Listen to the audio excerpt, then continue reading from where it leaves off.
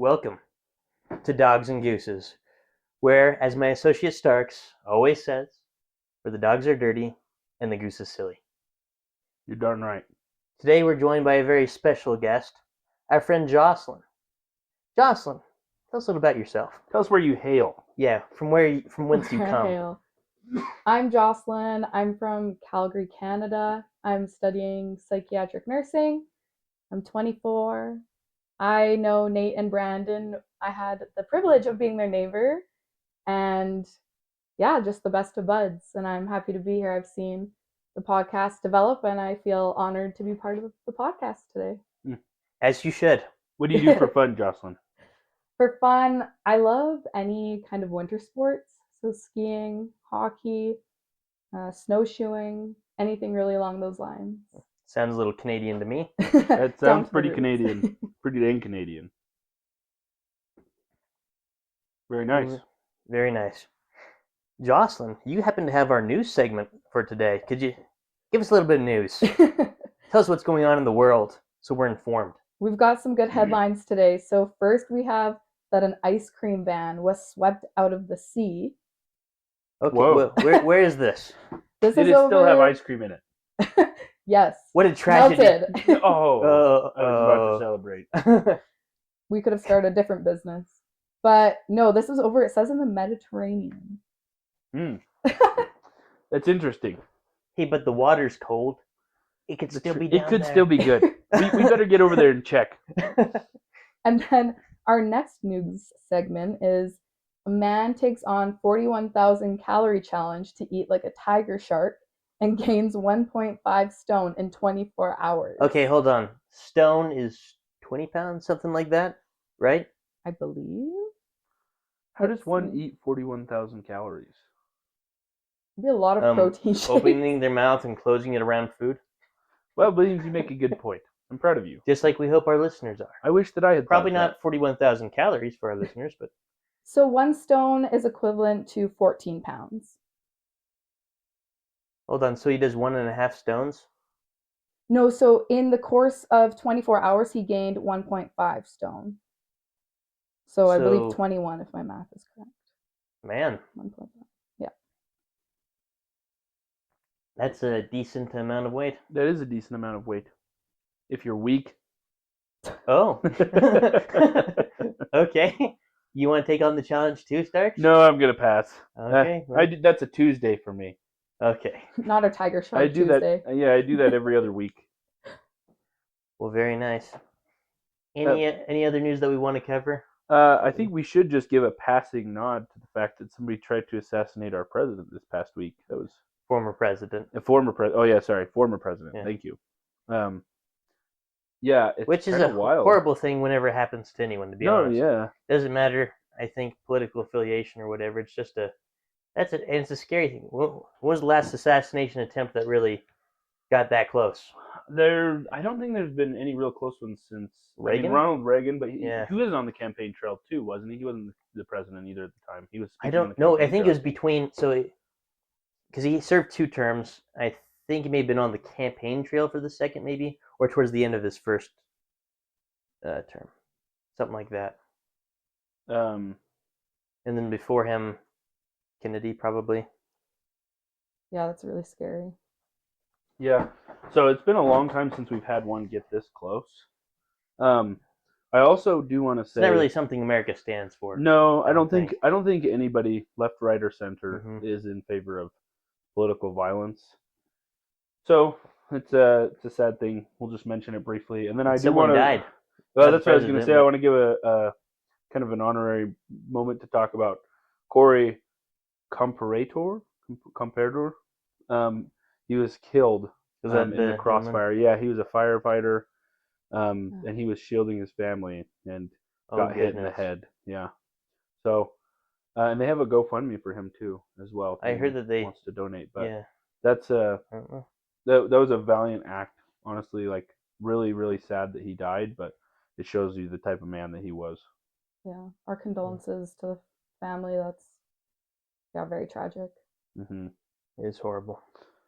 So, that's a rough time. But on that dark note, let's move on to the next portion. Well, sounds good. Real quick, before we get too deep into it, Jocelyn, have you ever considered being a news anchor? Your voice when you started that, you were like, "I'm Jocelyn from Channel 5 News." Yeah, it was quite impressive. It was quite impressive. Well, thank you. I could see it. I don't know if I've ever considered being a news anchor. I think anytime I'm on video or interview, I don't know if that's even the right word, but it's almost like this different voice, that gets activated. We were talking to Jocelyn before this, and she was like, "What's up, guys?" Yeah, and then all of a sudden, as soon as the microphone went, she's like, "My name is Jocelyn." She's like, "Thank you for joining us on Dogs and Gooses." I feel like it's also in my program, like when I'm representing my school or my program, I like to try and have my most, okay, maybe this is not my most professional stance, but yeah, personable self, if I may, hopefully. Fair. My sister, I think we've mentioned it on the podcast before, but my sister Shay, does the same thing, but it's so night and day because she'll be joking around with us. Oh, that's true. She'll be I didn't realize that. Although I think she warmed up during it, didn't she? She did. Well, she did that. But it's so funny when she answers the phone is when it's the best because she'll be like, "Oh, shut up, Ben! You're so stupid." And then she'll get the phone. She's like, "Hello." That is funny. I never paid attention to help that. or whatever. She's like, she'll do something, and it's so like official how she answers the phone. But we still love and appreciate her. We love and appreciate Shay. I just have to give her crap about that. But ultimately, I will leave the hosting up to you guys. No, fair enough. Well, okay. Well, if you would like, but if you ever want to pursue a career in news, I think you could go somewhere. Oh, I should mention that we're not doing fight night today because we have Jocelyn. And the moderator who we wanted for fight night, he's unable to do it. Maybe for a little while even. So it might be a couple more. It might be a couple episodes. weeks. We will bring you fight night. If we haven't decided yet if we're going to bring a replacement moderator or if we just want to wait for him to come back. Because we do think he'd be pretty perfect for that. But continue to submit your topics for what you think would be fun to hear. You can do it on the YouTube. Over. Spotify won't let us do comments anymore, I guess. Or we now have a Facebook page. Or our Facebook page. Give our Facebook page a like. We just opened it this week. We did, and you're welcome to comment underneath our America episode with your topic suggestions. Yeah, or this episode, I suppose. Or this episode, anyone. Yeah, that'd be fantastic. But today, we've been promising for a long time the continuation of our series, Hating Dating. And we only did the first one. So today we'd like to improve. And do better. And so we've asked Jocelyn to help us participate in Hating Dating 102. Where we come together and we learn more about how dating is horrible. And where we share stories about why it's horrible. And we just have a good time doing it. I feel like I must say, as the optimist, it won't be about won't be all horrible. We will talk about the goods and bads of dating. Obviously, it's called Hating Dating, so we will hate on it because the rhyme just works. Yeah, exactly. However, we will be somewhat optimistic at times. Sure. And with that, I also give a disclaimer. I am happily in a relationship and have a wonderful girlfriend. Shout out to Maddie or Madeline. She is quite amazing and makes it so I don't hate dating. So must be nice. I'm sorry, Williams. I'm sorry, Jocelyn. That was not to rub it into you guys. Maddie just needs to know. I tell her a lot, but I love her. Wonderful. Fantastic. All right. So we wanted this episode to kind of specialize because we've got a female with us. So she can kind of give us that perspective. You're a woman? I am, in fact, a woman. Whoa. If you couldn't tell by her voice, she is a woman. But we wanted to talk about the different challenges that guys have, versus the ones that girls have dating. I think that's kind of an interesting thing. Yeah, I think that's a very interesting thing. Definitely differs. Different challenges. Jocelyn, before we start, or kind of as we start, why don't you kick us off? Tell us about the best part about dating as a woman, and then we'll talk about the worst part about dating as a woman. Okay, we'll do an optimistic one first. I wanted to start with an optimistic note, Williams. Okay. Okay, I guess I'll start on the negative first. I think a huge thing too. Whoa. Okay. Fine. Or maybe we could start with the positive. No. You continue your Do thought. whatever you want, Jocelyn. I'll just be crying over here. I was just going to preface by saying I think a really huge thing for women is safety as well. Going on dates, there's always that in the back of the mind. But ultimately, I would say it's probably, I guess this is both for male and female and, well, everyone, is just the unknowns, right? Mm-hmm. Like it's very challenging to go into date. I feel like a lot of first dates are off of dating apps now. I feel like that's kind of the new modern world we're living in. So it's really horrible challenging. World. Yeah, it's Brandon and I know it's tough out here, but I would say it's just not knowing, right? Like the personalities, the setups, or depending if, so I guess it does go both ways. But depending on what the date is, if it's going to go well, who's going to pay, the details. Have you ever had to pay for the guy? I have. I have. Like they check their wallet and they're like, "Oh, sorry, but would you mind?" Like, how did they approach? It was a very awkward experience because I have no problem paying for the date, truly, but I believe kind of a little bit of the assumption is if a guy's asking me out that he might be paying. But it was a frozen yogurt date, and it was a double date actually, and he had asked me out. We went and got frozen yogurt, and it was actually when he found out I was Canadian that he made you pay. Yeah. Which wow. I was not expecting. Maybe he just wanted to see you break out the Canadian money. Oh, that's probably what it was. It's very colorful. Yep. Yeah. I've heard it looks cartoonish. You've seen it, right? I think so. I think Jocelyn showed us. I have a loonie and a toonie with me today. Can I see a toonie? A loonie and a toonie? Yes. So are those elements? are those measurements of money? What's the word I'm looking for? It's not measurements of money. Currency. No, there's another word. Anyway, no, I'll just cry because I can't think of the word I'm looking for. So here they are. Maybe we can include an image on Facebook or wherever. But the loonie. Which one's the? Is this the toonie? Yeah, that's the toonie. So it has the silver and the gold, and then a loonie just has the gold. I have a question. Yes. Is Canada just making fun of themselves? Oh boy. A loonie and a toonie. Are you aware that we have a show? Nice. It's a silly show called Looney Tunes. Yes. Here in America. Also, I want you to know I'm keeping this. I thought Queen Elizabeth or whatever is no longer with. I thought there was a king now. She has unfortunately passed away. May she rest in peace. But yeah, I would say let's see the year on that one. Yeah. So is there new coins that have what's his name? Who's king? I believe on the new coins moving forward they will adapt. Oh. They haven't had to do that in about 100 years since she's. Yeah, but I believe this one is 2022. But yeah, the loonie is the equivalent of $1 Canadian, and the toonie is the equivalent of $2 Canadian. I heard that you'll have like a fundraiser for Terry Fox or whatever, where you give toonies. I would say, especially for middle schools and high schools, they will do an annual run or walk, however people can participate, and they fundraise and donate the funds to cancer research. And that's cool. Yeah, they've raised a ton of money, and it's very big back home. So.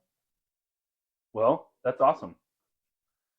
What were we talking about? Back to the dating. Anyways, that quick. But we learned something important about Canadian currency. He was paying for. He was. We were getting to the part where y'all got your stuff. Did he load up his frozen yogurt? Like get all the toppings. No. Did he ask you to pay for the date, or did he just not offer? So we got to the till, and we both just kind of stood there. And I personally don't do well with awkward silence or the cashier kind of looking at me. And so maybe in my anxiety, I just pulled out my card and, because he took a bit of a step back. So. Oh my goodness. Like a bit of a pivot backwards, if you will. But I have a question. Yes. How does the cashier kind of look at you? Are they like do they turn their head sideways and like? But it kind of like side their eyes. Yeah. Like. I guess a bit of they look at the till, the total.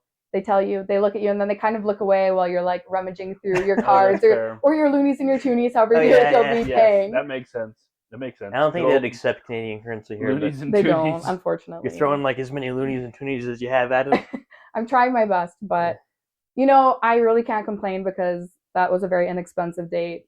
It was, I will say, it was a very Did you see him fun again? date. I didn't see him, like on another date or anything. He did ask if I wanted to go play basketball or something else, and so I respected, staying in touch, and again, like no hard feelings because. So did you know him outside of that then? No, Outside of, no. So that was through. Wait, so he didn't ask you on a date. You went on a date. You paid for the date, and then he's like, "Do you want to play basketball?" That first date, yeah. And so on the date, I had explained like somehow basketball shoes had come up, and I was telling him about like the few pairs that I had brought down to Utah from Canada, and he was saying, like I play point guard. We should meet up and play sometime. And so I wasn't sure if that was going to be like another date or like pickup ball, but I was like, yeah, for sure, I would love to play. Like, so that's kind of how that came up. I did go on a date playing basketball once. That's right, you did, didn't you? Yeah, with Eliza. Mm-hmm. It was fun, but I don't know. I think in the right circumstances, it could be people cool to do that. Yeah, you'd have to have a basketball player. I think. Yeah, absolutely. It might be a bit of a tough first date, Yeah. I've seen the way you play basketball, Starks. It's a little intense. I play very friendly basketball. I'll have you know. No one would ever get hurt. You get up close and personal. I would never get hurt. I do get up close and personal. Basically, like on top of the person, yeah, caressing them. Well, that's right. For those of you who are familiar out of the way, are familiar with my position, I'm a post. So it's a very physical position. In fact, I told Maddie the other day that we should play some basketball in the post style. Just kidding. Goodness. Well, so that's kind of a negative. Yeah, but maybe I guess maybe that could be. I don't want to say that's the biggest negative, but it could be a bit of one of those. I don't know. That's those challenges to know, like is he gonna pay? Am I gonna pay? So making it clear. If you're the man, making it clear that you're going to pay if you intend to do so, which you should. Yeah. I think that's as simple as just pulling out your wallet. Date, I feel like I heard once, and this has kind of been my philosophy, if you are on the first few dates, as the man, just expect to pay. If you're dating, it's okay to trade a little bit. Because like after a while, it makes sense that both of you'd have to pay and you don't have to just become a sinkhole for money. Yeah. Does that make sense? Is that fair, Jose? Yeah, and well, I think it really depends. Like I understand I don't expect, the man or whoever to pay every single time. I understand, right? Like you think at least on the first date. But usually I would say my assumption is if I'm being asked on a date that usually the other will pay. Is usually my assumption. That makes sense. And I think that's a good. But also if I'm the one asking, I am fully prepared to be paying as well. So it completely goes both ways. Yeah. That makes sense to me. So would you say that's the biggest negative? Just so unsurety, I guess. And the unsurety in general, like because you don't know these people, and I could be wrong, but many women that I've spoken to want to feel secure, and so that unsecurity, it's kind of funny because it's a way of you're going to be not secure until you eventually enter into a relationship with somebody, and then you find security through that. But in the meantime, it's almost worse than just continuing single. Yeah, it's. I guess for me, and I recognize that this can be applied to, all genders of dating, but yeah, the uncertainty, right? Like who's going to pay? Like, will there be another date? What is the conversation going to look like? Is it going to flow? Is it going to be awkward? Oh, I hate the awkward conversations. Well, I think Trevor from Trevor's Pontoon, actually, he and I yesterday, that's the episode name, by the way. Yeah. Trevor's a good friend of ours. He's a good friend of ours. And a friend of the podcast. And a friend of the podcast. And all of you by extension. Yeah. You don't get a choice. He was telling me yesterday the same thing. He said, what I really struggle with? He's like, the unknown of it. Because we were talking about getting girls' numbers in public. And he's like, I don't know anything about these girls. Like, I don't know if I'll never see them again or if I want to ever see them again, if they're my type of girl or anything. So that makes sense. I think it's just a common human thing. Right. The unknown. And I would say that one of the biggest things, too, when I moved to Utah, dating back home in Canada, there's a much smaller population that I'm looking to date, that my religious interests align and, various things like that. So very small. Mm-hmm. Versus here, I would say the population for dating for myself is significantly larger. And so I found it hard at first when I would go on first dates, to recognize, I'm probably might not hear from this person again. Whereas back home, it was like, you would see like this person at church or like like there was almost a guarantee that you'd be seeing each other community. again. Yeah. So I'd say also that was a very big adjustment. But do you think that kind of improved your chances almost over there? Yeah. Of things working out with that particular individual? It's kind of challenging to say because I would say yes, all in all. Because, even with psychology, it's proven when there's less options, the overall satisfaction is higher, like the rate of satisfaction. Yeah. So I think I heard about that. I took a marriage class at BYU or whatever, and they said that sometimes you're here at BYU and then you move away to where there's a much smaller population that you're looking to date or whatever, and then that's when they find the person.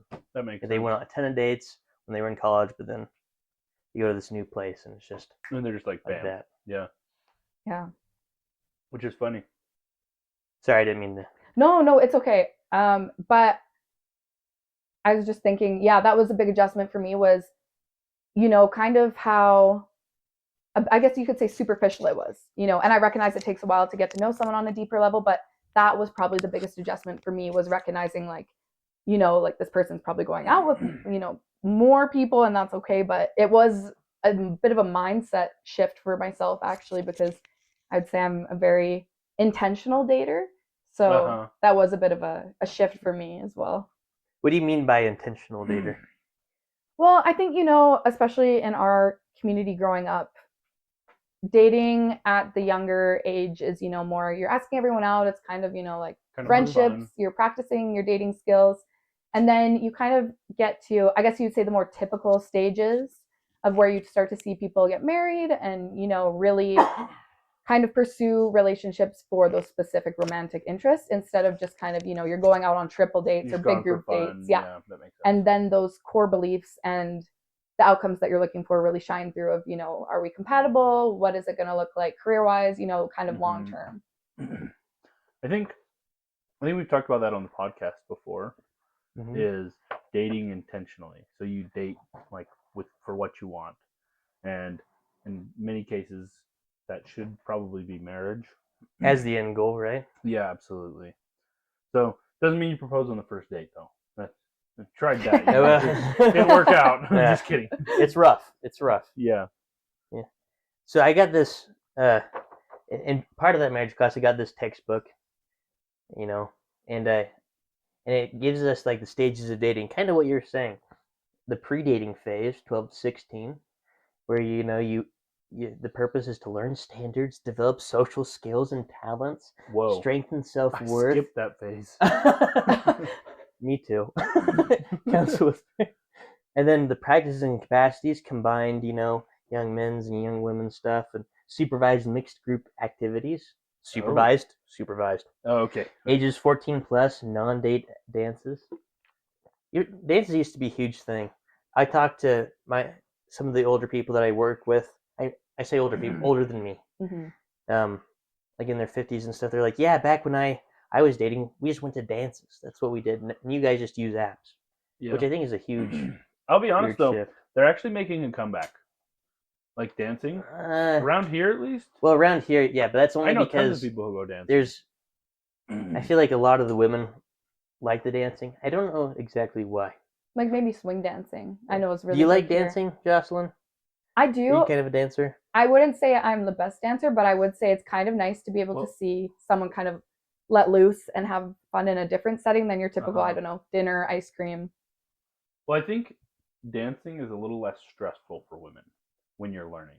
Oh, because you're not leading? I went and tried, what's it called? Latin dancing. Oh, and yeah, I remember you. Fun. I did that for like a month or two, once a week or so. And it was really fun. But for girls, like they could show up and almost be ready to dance because there was a guy leading and he would be like, oh, they're spinning this way or that way. And for a guy, like you're dancing with some women who are much better dancers than you and who realistically it would be a lot easier for you if they led. But that's not the way dancing works. Mm-hmm. And so you're like trying to figure out how to be a good dancer while dancing with people who are better than you. And each girl's different too. That's what I discovered is I would have girls that really like danced really well with me. And then I would go find another girl who's a good dancer and I would try and dance with her and it was just really awkward and didn't work.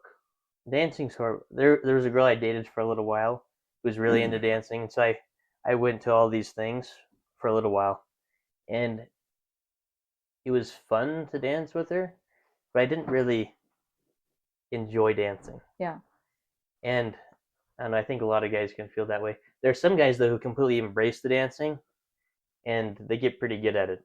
And it seems like the girls really like those guys. Oh yeah, they get really good at it, and I think They're girls like, like guys who can dance. Wow, he can really dance. I think, well, I guess a couple of things. I agree that I can only speak for myself, but I find there is a lot less pressure for myself because I know that, the guy's going to be leading. And I would say too, just on, you're saying you've been on dates kind of dancing and whatnot. I think that shows. And another really big kind of skill or positive for dating that I notice is when people are willing to step outside of their comfort zone and try something that the other person is enjoying, even if it's not necessarily in their skill set or their hobbies. I think, yeah, that's really big for dating as well, and both ways. It hasn't benefited me a ton, but yeah. Me saying this very single, but. Yeah, that's a good point too, I suppose. I do want to say this is a total switch off from dancing. Okay. And dating. Yes. I do think, I think in my experience, dancing is a really good way to meet people and to have a chance to interact with people for long formats of time, and you're interacting almost exclusively with members of the opposite sex. So it could be worth it if you are looking to date and not liking the dating apps to get into dancing. It is harder as a guy, in my experience at least, because like I said, it's harder to learn those things, and especially if you have never really danced, which I had never. It took me a little longer. By around the end, I started to feel a little more comfortable, a little more confident. Mm-hmm. But they still stopped after a certain point. Well, a couple things happened at once. I hurt my leg, and I started dating Maddie, and it was right after basketball. So I would go from basketball, or I would go shower at a friend's house, and then I would go straight there. And so it was kind of tiring to stay up till like 1 a.m. And so when I started dating Maddie, I pretty much immediately stopped. And if you know anything about Stark, she's not going to cut out the basketball. No, basketball is a must. So, yeah, so I stopped because I hurt myself, and then I also... he still hobbled to the basketball court.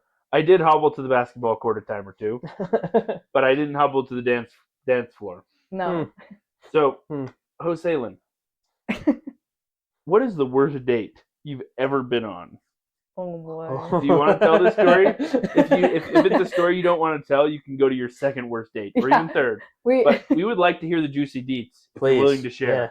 Sure. No, this is it's not the worst, but I had just moved here, so last year, and with the excitement of coming here, and there's so many new people to date. America, the land of opportunity. Yeah. Yeah, just very different. You thought about moving out west and settling your own homestead?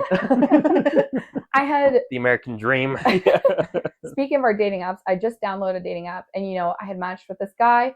We had quite a bit in common. I would say on paper, he checked a lot of boxes. I thought he was cute. Mm-hmm. And so we ended up setting up this date, and he was saying, let's go for a picnic kind of in the canyon area. And I think there's a lot of key terms here, at least, canyon drives, lookouts, lots of things that I was like, oh, these could be code for, other activities that I did not know at first. So I said, sure, like I would love to go for a picnic.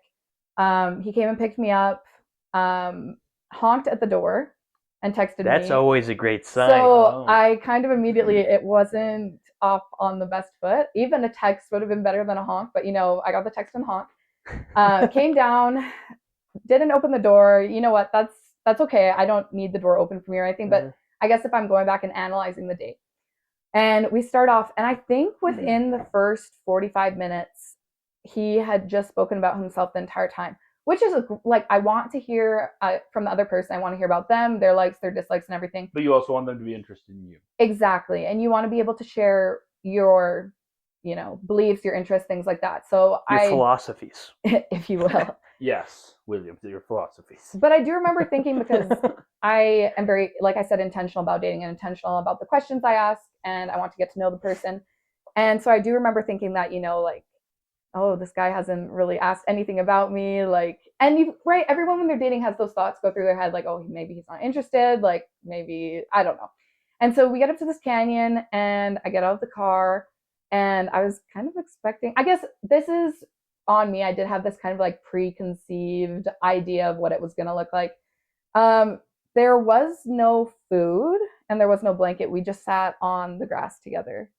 And in my mind, I think what comes along with picnic is usually, either Just like some food and a beverage or blanket? food or something. Yeah, And so, anyways, We're continue to talk, and it's wrapping up, and then he's like asking me, have you ever been to this lookout here? And I was like, oh Oh. no, like I haven't. I'd heard of this like one place where you could kind of see all of Salt Lake, which I thought would be really interesting. From But here, from the canyon. I guess not from the canyon, but Okay. like that you could get to in an appropriate amount of time. It's not like Oh, a 3 hour really? trip or anything. Where you could see like most of Salt Lake. But then That'd be he had kinda asked, cool. "Have you been to Squaw Peak?" Is the nickname of it. Mm-hmm. And I said, no, I haven't. Like, is it close by? Anyways, long story short, we like start driving over there, and he's kind of explaining. I feel like trying to like get into where he's like, oh, it's like kind of where people go to like make out and like all stuff. And That's a long way. Isn't it a hike up to the? I heard it's a I've pretty, never actually pretty tough been. hike. Oh, Fun No, fact. I've Oh. never actually been either. I'm assuming there's a place to park. That's my guess, based off of what I've heard about Squaw Peak. but not all the way at the top. Or somewhere, I don't know. I'm sure people break off in all sorts of places, but I think my guess is in general, hopefully there's a parking lot or something. But anywho, So you never made it to the. I guess that's a bit of a spoiler, but so I guess we're going up the road there, and I was kind of like, oh, like I'm pretty tired, like I'm not really looking to go make out or anything. Like I didn't really feel like the connection was there. But anyways, when I'd said that, I'm not interested, he was like, get out. And I was like, oh, ha, like trying to kind of laugh it off because I could tell there was a bit of a shift. And then he was like, no, I'm not kidding, like get out of the car. And at this point, I was just kind of like, okay, like even if this is a joke, like it's not funny. So I ended up getting out the car and he drove off. And I never heard from him again. Yeah. And so I ended up calling one of my friends that I knew was down here. Yeah, she had moved down here like the year before. But anyways, and she came and picked me up, and I was just kind of sobbing because I would say this was probably within my first 5 dates of being in Utah. That's insane. I know. That's a terrible. Yeah. What a terrible dirtbag. It was definitely challenging because, yeah, I felt disrespected, and he did that because you wouldn't make out with him. I guess, yeah, because I wouldn't go up to this lookout. I was assuming that was what he was kind of suggesting, but he never specifically said, let's go make out. But yeah, so I just got out and it was dark out, and I was like, wow, like, so I ended up kind of telling my girlfriend, filled her in. And then, but you know what, on the bright side, I was kind of thinking it can only go up from here, right? It's a little bit challenging to top that. What a scumbag. Yeah. Man. Yeah, I never had a date that bad. Well, mainly because I'm the driver. I'm the one driving. This one time, I just left this girl on the side of the road. Oh, boy. I'm kidding. No.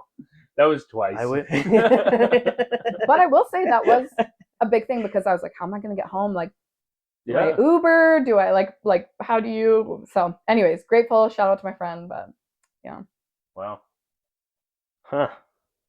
So Williams, what was your first date? Worst date? It's hard to say, like, worst. I've just had a lot of dates that are just meh. Like meh. I went on a date actually fairly recently, 3 weeks ago, and it wasn't to do with the person I was dating that it went really weird and strange. But so I met this girl through someone I know, and I asked her out, and we got those little fancy sodas at those fancy soda shops. Mm-hmm. I paid. Good man. And then we just walked around downtown with the soda, and we didn't get that many blocks into our walk when some guy had his like phone camera and this little light, and he's like, "Are you a Mormon?" Oh no. And I was like, well, I don't really want to deal with this on a date, maybe if it was, but I told him no because I'm not a Mormon. Mhm. I'm a member of the Church of Jesus Christ of Latter-day Saints, and Mormon's a dead guy from several hundred years ago. And I didn't explain all that to him. I just told him that no, and then it took a weird turn where he wasn't sure what to say. Yeah, he picked his target. And he was sure. Yeah, and so he's like, "So what do you like about Provo?" I'm like, just everything. I was being optimistic, taking a cue from Starks. Williams, good man. Well, you're on a date, right? Like, yeah, you don't and want I'm to start going around. Yeah, and so I could tell that she was kind of off put by it, and I get it because it's just some random guy trying to accost people, just walking downtown. And then he starts asking me, he asked me a couple other things. Then he asked his final question though was like, who do I think is the worst person in the world? And I was like, it's hard for me to say. I don't know. And then he told me that he's like, for me, it's my dad. He drank and stuff when I was growing up, and it was horrible. Oh. I'm like, I'm sorry to hear that, sir. You have a great day. Thank you for venting to me. Yeah. And he asked me questions like, what's your favorite day that you've had? I'm like, every day. I've decided taking a page out of Stark's book of optimism. Well done, Williams. I'm proud of you. I've decided I'm never going to participate in one of those interviews because they're terrible. They're terrible. Yeah, and it's just kind of. And they always paint people in a bad light. They either look dumb, or and I'm not a Mormon. I'm a member of the Church of Jesus Christ of Latter-day Saints. I will say I have real beef. I have real beef. This is a real quick rant. I have real beef with the BYU interviews because I think some guy tried to get me to do one of those, but I was in the middle of stuff. I wasn't paying attention. Well, that's what, because for me, I feel like a lot of them ask questions about the Church of Jesus Christ of Latter-day Saints, and I feel like a lot of the people that are on there either seem weird or they seem like they take things too relaxed, and there certainly are people like that. But I think a lot of those type of interviews in general, I think are just any campus, for anything really. Like you're referring to the interviewer that is. No, well the people they interview too, so the way that the questions are asked, they'll ask stuff, and then I think the interviewees will respond a lot of times jokingly with something that they know is wild and crazy, but a lot of people don't know them and don't know anything about BYU or Utah or members of the church. So they don't quite understand and why so they don't it's so understand funny that these people are joking. Mm. And sometimes they're not joking, but a lot of times I think they are, and I think that. To me, I'm like, this is a terrible representation of the culture here. And to be clear, there are a lot of bad aspects of the culture here, and there's a lot of things I'm not a fan of. But that's everywhere. Every time I watch stuff like that, it's always disappointing to me. And I'm like, I will never participate with one of those interviews. I'll be polite. I'll be like, hey, listen, I don't want to answer your questions. Have a good one. Yeah, and I agree. I've seen a lot of those on campus or just around, but it's really sad because I feel like they'll often try to select controversial topics or topics that they believe the interviewee are going to respond poorly, and they're going to gain views off that.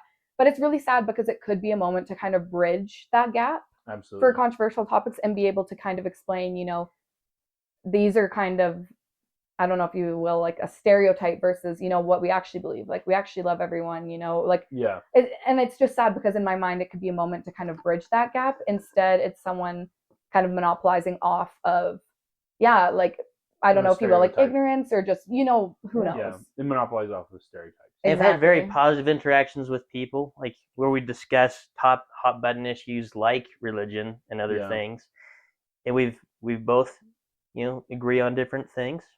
However, we respectfully did so, and the common factor in all that was there was never a camera. Yeah. These were just people looking to have a good conversation. Yeah. Oh, sorry. And last thing, I know you're telling your dang story. Sorry, I don't want to cut that off. Because there's more to it. But I was just thinking. Is there? Yeah.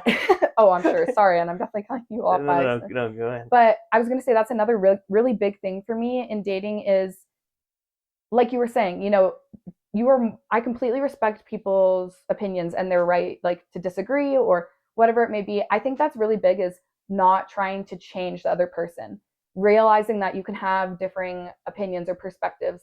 I would say a lot of it came up with politics. The political system here is very different than where I'm from. And I found it came up a lot with that. But I really respected people who were able to, say, okay, we have differing beliefs, but that doesn't mean we have to try and convince each other. That doesn't mean we have to hate each other, anything like that, like we're still able to explore like a potential relationship together. So I think that kind of flexibility and just respect is really important. But I just thought of that while you're talking. So sorry, back to Williams' huge important aspect. Date. Well, we continue walking after the exchange of the individual and him telling us about his abusive father. Because I'm on a date, I really don't want to, be, we're on a date. Yeah. And we continue walking, and we're passing, the rec center. Mm-hmm. We're walking past that, and there's an older lady, gray hair, fairly old. She's outside smoking and just making, conversation with passerbys, and so she's striking up a little conversation with us as we're walking by, and that's great. And her little dog's out there, and she's got him on a leash, and her dog comes up and tries to bite me. Oh, really? No. Yeah, and it just snags the back of my pants. Luckily, I was wearing my cowboy boots, and so even if he had got really dug in, he wouldn't have gotten me. Uh-huh. And then the lady's like, "I'm so sorry. You only got your pant leg or whatever." And I'm like, "That's fine. You're trying to stay chill in front of your date, like. Well, I wasn't upset, because I didn't get bit, but I was just kind of like, oh, kind of weird, strange inconvenience. Yeah, that was kind of the date. It was it was a little strange. It was just meant to be nice. And I think I've walked around downtown before. I mean, never on a date. Mm-hmm. Maybe that really changed the game for some reason, but I never had that sort of experience before. So that was no second date for that one. Well, I might, but it was just I did notice that there was somewhat of an age gap. Okay. That I mean, not like horrible, but I don't know. I think she was like around 20, which is fine. But also, I realized that I'm 26. Okay, yeah. Which I think makes you an old man. Well, I know that for sure. Yeah. I don't know if y'all can see the gray hairs. I was looking. There's a bunch of them. I thought they're highlights. What? I only highlight individual hairs. Yeah. I was trying to think about my worst date. Honestly, don't know. That's not like the worst date, and honestly, she was a really nice girl and stuff. But yeah, it doesn't sound like her fault. It sounds like the weird interviewer's fault, and just like kind of and the dog. yeah, and the dog. Yeah, it's just kind of a strange and bizarre events. Yeah. The environment around us. I was trying to think. I don't think that I've had that many bad dates. Just a lot of meh ones. Yeah, there's been plenty of meh ones, like ones that didn't really stand out to me. Maybe the bad. Well, I guess a bad date could come from a girl that you're dating too, but I feel like a lot of the times that as horrible as that is, it was the guy who kind of. It'd be hard for a girl to do the same kind of thing. One of the worst. You know what I'm saying? I think. So I have two. I'll share two quick experiences. One is it was like sort of a date. I asked this girl out. Was this the one that you told them the one where you go on a group thing and she's like, it's not really a date? Yeah, did I tell that? You did on I love that Starks was like, I asked this girl out on a date, and you immediately know who it is and what it is. Yeah, Starks and I know a lot of the. About. I don't remember telling this story on the podcast, but basically, give a synopsis. I'll just super brief if I've already told it. Basically, I asked a girl out. She said, "Well, we're actually doing a group date thing on Friday, and I don't have a date for it. So do you want to come do that?" Okay. And then she texted me later, and she said, "Actually, not everyone was able to find a date, so it's just going to be a group hangout. We're just going to go there and do a group hangout." And I was like, "Okay." And so I go, and it's kind of awkward because she's the only one I know, but it's not a date. But it also isn't not a date. And so there was this like constant in between. And so I'm trying to get to know other people so that I'm not just hanging around with her, because she's like going around socializing with other people. And I don't want to be like attached to her hip if we're not on a date. Yeah, like you're showing your social skills too, right? Yeah, exactly. So I start getting to know people, and there was this one particular guy that I kind of hit off with, and I started joking around with. And at one point, as you do, and at one point, I'm talking to him and making a joke, and she turns around and she goes, "It's almost as though you're on a date with him," and like I was doing something wrong. And so I was like, "I don't know what you want from me. Like, you don't want this to be a date, but you don't want it to not be a date." And so anyway, I left really stressed out and didn't really ever talk to her again. But I left afterwards. The uncertainty that you're talking about. Yeah, I didn't leave early. I stayed till the end, but at the end I was like, yeah, I'm done with that. Yeah, good for you. Especially because, like, I'm assuming you didn't know anyone else there, right? Like, that's already a challenging situation for you. I didn't know a single soul out there. Yeah, it was fine. It was fine. It was just you're better man than I. It was just a weird in between. So then the next experience is I actually went on. This girl was kind of on thin ice the whole time. Like she and I went on, I think, 3 dates. She was on like thin ice the entire time because she kept doing weird things, but then she would do good things, kind of bring her back to redemption. Oh boy. So like our first date we went on, I was like, "Hey, are you free on Friday?" And she was like, "No, but I'm free now." And so then I messaged her and I said, "Okay, Pickleball? I guess Question I'm mark? free. Like we can go do something." And I think I probably did talk to her about pickleball because she'd mentioned sports. But so I went to go on the date with her. I was like getting ready and I texted her back and she never responded. And I was like, okay. So then after like 2 hours, I put, you and I have very different definitions of the word now. Like, and then like a laughing emoji or LOL or something to let her know I wasn't like angry. I was just like kind of like, yeah, like that was not really okay. But anyway, so she messaged back like an hour later or something, and she was like, oh, I'm so sorry. I went to the gym right after I sent that. And I was like, what the heck? And then she's like, but I am free right now. Oh no. And I almost was just like, no. But I actually wound up going, and it was actually a pretty good time. And so then, like, 2 days later, we went on a second date, and it was kind of normal-ish. And we went on a third date because 2 days after that, she called me, and it was like Saturday morning, and I wasn't doing anything. And she goes, hey, so this is a little odd, but I was supposed to meet up with somebody else for a date, and they canceled, and we're touring this like festival of something, and so would you like to go? And honestly, I should have been like, no. I was gonna say, did you feel kind of like, I don't want to say a second choice, but I'm curious how you kind of felt in that moment where you're like, oh, this sounds like it could be cool, or Well, how did you kind of perceive it? At that point, I kind of felt like we'd had 2 chill dates, and I was kind of like, it's whatever. Like, I don't really need to like go, but I also don't really want to go, but I don't really not want to go. I'm kind of meh. It was okay with me that she So had. you just kind of pulled the trigger on it. Yeah, so I just kind of like was like, okay, I'll go. So I went, and it was a double date with her and her friend and another dude, and it was kind of awkward because this other dude was a little bit socially awkward, and it was their first date with her friend, and he was kind of a little bit awkward, and so I felt like I kind of bared the brunt of all the conversation, where I was like kind of conversing with my date, and then I was conversing with him, and then I was conversing with his date, and I was just kind of like keeping everything flowing. So I get invited on this, and we go to this like whatever taco stand or some such, and we were there, and honestly, like the stuff I learned there was kind of fun. It was like a historical thing or some such. Yeah, it's some festival in Provo they have every year. I don't remember what it's called, but anyway, we go to the taco stand, and she invited me on the date, but I was kind of like, it's early enough. Maybe I should just pay anyway. But then her roommate or friend's date either forgot his wallet or something, and so I wound up paying for like all four of us. Oh, really? No way. Yeah. And then I was like, I don't really know how I feel about this. What was the total of that transaction? It wasn't that much. Okay. Like it was a taco truck, and we all got fairly small tacos. But I just remember being like, this whole thing is weird. You're like facilitating really it. Yeah. Like you pay for it. You're like kind of the spokesperson almost for the group. Yeah, that's why I was like the whole thing for me. And then the guy left early. Oh. And so I was just there with the two girls. And like they were both nice girls. It was just weird. The whole thing was weird, and they were just odd. And it was very apparent that she wasn't interested in the other guy. So he was very nice, but he left, and it was like, bye. Wow, this is so weird. Why am I now here with two women by myself? Because he thought it was awkward. He left.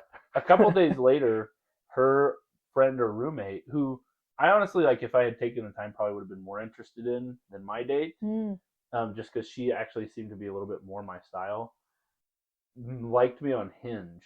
Oh. And so I messaged back, and I was like, hey, aren't you, like, so-and-so's friend? And she was like, yeah, I just liked you because I thought you were a great guy.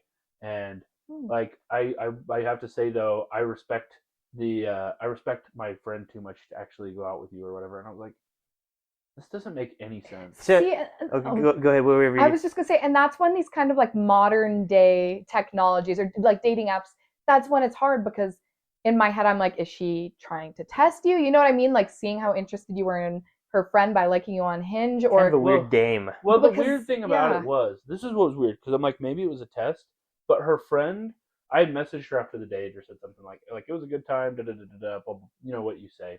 Yeah. And then her friend messaged me back something brief and hadn't messaged me at all, and it was like a week or two later. And so I was pretty much sure. I was like, I'm not really that interested in making an effort. She doesn't seem that interested in making an effort. That last date was weird. The first date was weird. I'm kind of done with this whole thing. Yeah.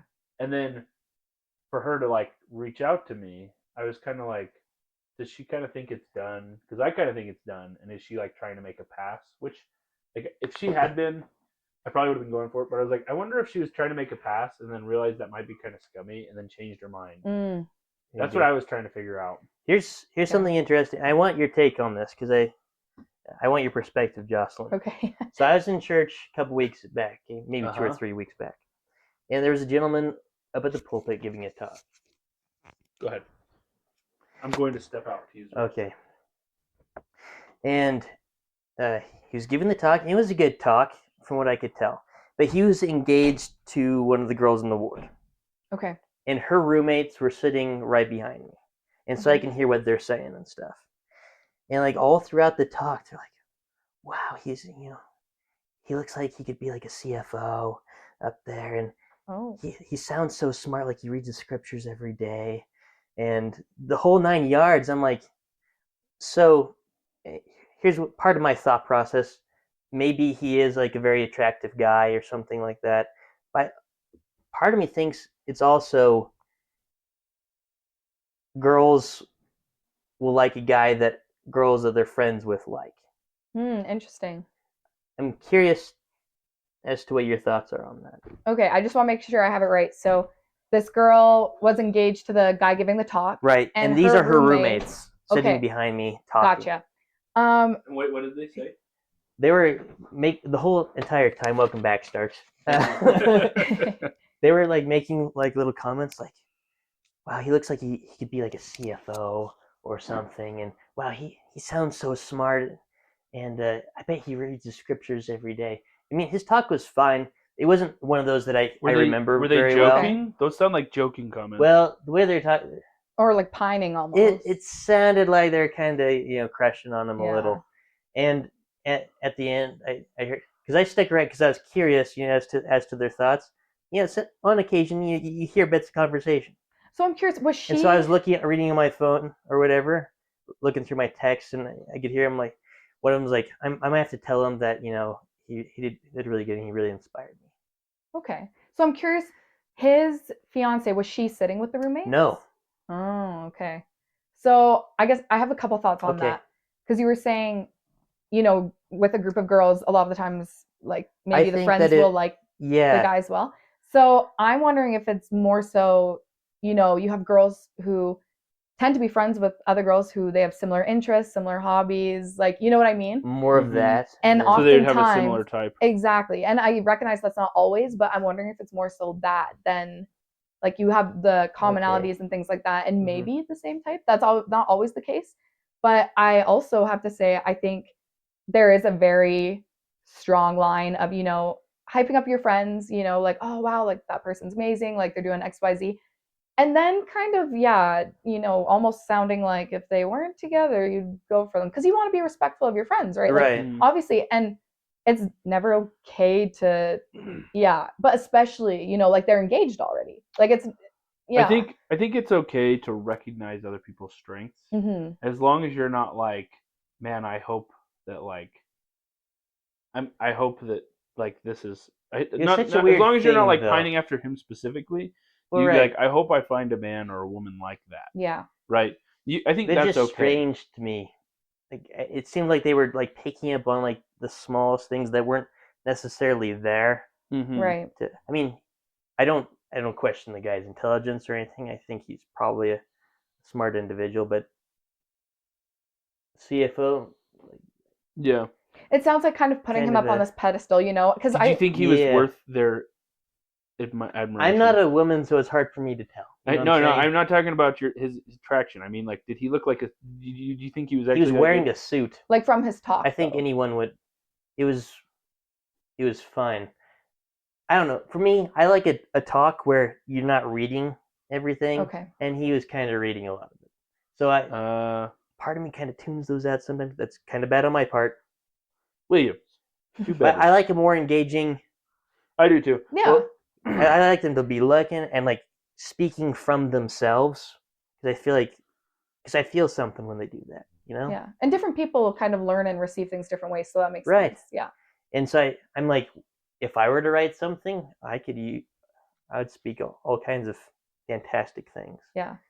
But I don't know. So I guess my final take on that is kind of, I agree with Nate. Like, it's awesome, like, to recognize people's strengths and be like, Of this course, person yeah. is a very great public speaker. They speak very eloquently. Like, I really like, their thought process. He seems like a stand-up guy. I thought it was fine. Yeah. And then there's kind of, like I was saying, that line where it's like, like you want to be respectful and appreciate someone's strengths, but again, they're engaged to your roommate / best friend, I'm assuming. And yeah, you want to be respectful, right? Like, you don't want to be pining over someone else that's in a relationship, engaged, like. And part of it could be slightly joking or something. I don't know, but yeah, it's hard to know without kind of being there, because that's when I feel like but just the way they were saying it seemed a little bit seemed genuine. More, yeah, to a certain degree. Maybe they're just like, wow, friendly. Our friend really, got lucky. Yeah. Maybe that was part of it, but I hope so. yeah, it was just kind of a strange thing. It annoyed me a little bit just because I'm like, that doesn't seem like. Maybe you know him better, and maybe that's why you're assuming these things based on what he's doing. But any guy in a suit could look like a CFO. You know what I'm saying? Yeah. Well, especially if the roommate isn't there, like. Any words that are slightly more eloquent could be construed as intelligent. Well, I think that's the thing. Again, I don't think he's dumb. I think he's probably fairly smart. No, but will you remember that one gentleman in our first ward that we were in together? My word! He presented himself as though you weren't there. I could see. It was before Cox Apartments. A lot of younger people meeting him and being like, he's so wise. Wow, he is so smart and he's so knowledgeable. Not to say that he wasn't, but and he was, but the reality was he was no more knowledgeable than probably a lot of people there. He just talked so much and he had to talk about everything. You'd be in class, and he'd be every other stinking comment, and he wouldn't give any new information. He'd be like, use big words. He would ramble on forever, Jocelyn. Well, like rephrasing things he had already said. No, well, yeah, but he just ramble. And this is what it says in the Dead Sea Scrolls. Well, the reality is, I mean, that's fine. It can be enlightening. Yeah. The thing is, it was more for his own self-aggrandizing. You could tell he was speaking self-aggrandizingly, and the reality is, if you were able to actually parse out the words he was using and what he was saying, a lot of them were nothing, or they were unrelated to the topic at hand. Okay. It was like, it's kind of like the guys in my philosophy classes who are like, how does this compare to this other theory from this completely different school of thought? Absolutely. It's people who are trying to make more than others know their intelligence that generally, in my opinion, I think a lot of them lack some intelligence in the sense that, again, the guy I was talking about, not like that. Yeah. He was just giving a talk. Okay. Yeah. But I'm just saying that that was a little presumptuous. It can be easy to make yourself appear intelligent without actually being so. For sure. It right. is. I do it all the time. Well, I do the opposite. I hope that I appear unintelligent while being intelligent, but maybe I just am. I think, therefore, I am unintelligent. That's what he said, right? Descartes. No, that wasn't you. You got most of it. No. I got it right. Trust me. Okay. I didn't add anything. That's a direct quote. No, so I don't know. I just think young people, particularly in the case of young women, because women tend to be more attracted to men older than them. And what age are we kind of talking for young women? Are you thinking probably like 18 to 20? Okay. And it's not all of them for sure, but I think sometimes people get taken in by these people that are a little bit kind of self-aggrandizing in nature, and they use big words and big concepts, and so people every time they have the opportunity to talk, they just grab onto it. Yeah, and it's these type of people that attract a lot of people, but they really don't have that much like substance in terms of the areas they pretend to have substance. Like I tend to believe that everyone has some form of substance to them. That there's more to them. Areas of expertise, at least, that they got. Yeah, but like this guy, for example, we would be talking about one thing and he would just take it right into another so that he could sound really smart. You're like, wow, he's always talking about Dead Sea Scrolls and da da da da da. But the reality was, is none of it was relevant to the lesson. None of it was actually helpful. He was just taking it to deep areas where he thought would be impressive. And he stole 10 minutes of time per answer. Well, that was my first experience on Fast Sunday. Yeah, in that ward. So once a month we do where anyone can get up and just share their beliefs of the gospel with the congregation. Yeah. And this gentleman faithfully went up every month when we hold for this like event. 10 or 20 minutes. Yeah. Which like, is a long no time. joke, 10 or 20 minutes. Usually it's like a 3 to 5 minute thing, right? Yeah, you want to give other people the chance to express as well, right? It's a simple thing, your testimony, just say what your beliefs, maybe a small little snippet of something going on. And he looked like he was going to finish out the hour that day. Yeah, and it was that your first Sunday there? That was my first Sunday there. And Starks was like, should I bear my like, should I get up to? Oh boy. So that way he kind of sees, Well, I did it very intentionally. So like we were like sitting in the middle too. So we were sitting in the middle at the back, and there was like a row straight down. He'd been talking for probably 15 minutes, and so a lot of times when you stand up to bear your testimony, you just kind of make your way up to the front casually. Yeah. And like, I'm not a huge man, but I am a big man, and so we're in the back in the middle, and so I stood up very tall. And I looked him like right in the eyes the whole time I was walking up to the podium. And I wasn't trying to like be mean. Yeah. But I was basically being like, I'm gonna speak now because I'm like tired of listening to you. And so I didn't say anything, but I just walked to the front. I was looking him dead in the eyes, and I was standing very tall. And went up and I sat down on the front row, and then I just folded or crossed my legs and looked at him. And 10 seconds, he was like, and he started wrapping up. Yeah, and he just wrapped up and was done. And he wasn't that big of a guy himself. He was kind of small of stature. And we didn't have a stage here. I'm pretty sure I could have beat him. And I think that's when it's really important. I have seen bishops, even like back home, go up and preface and say, like, we want everyone to be able to have the opportunity to bear their testimony. Please, like, keep in mind, we do want to keep it Christ-centered, because a lot of people learn with metaphors and stories and examples, right? And I think sometimes it's in those that they can kind of veer a little off track or kind of, away from the main point of, this is what I know to be true. This is my Christ-centered testimony. Have you gone on dates with some of those guys, or is that kind of something that you were saying kind of like the gentleman people teaching? That are generally more pretentious, or like there's more show than there is substance? I would say yes, because I agree with what you're saying. Like, someone can be a very talented public speaker. They can, present themselves with posture and kind of, that body language of confidence. Like, you can do all of those things. You can be a smooth talker, but it becomes very apparent, I feel like, quickly if there's not a lot of, I don't know what you're saying, or they're kind of like substance there. But it's hard, right? Like you were saying, when you're young and you don't have a lot of dating experience, I agree, it is easy to kind of get sucked into kind of like the charm, the smooth talkers, right? Because it's natural that people are attracted to confidence. Absolutely. And I feel like, those things like smooth talking, posture, the way someone carries themselves can often, say one thing. Those are the first things you learn about people. Yeah, exactly. How big are the words they use, and how sorry, I just ripped the tag off the table. It was distracting me, so I ripped the tag off the table. How long have you had this table? Breaking it in. I've had it for probably like a year, a year. Because I bought it when we lived in that one apartment. Oh yeah. What one apartment? Was that prior to the Cox? 2-bedroom. It was right after. Because remember we did our little summer place. Right, I did see that. Yeah.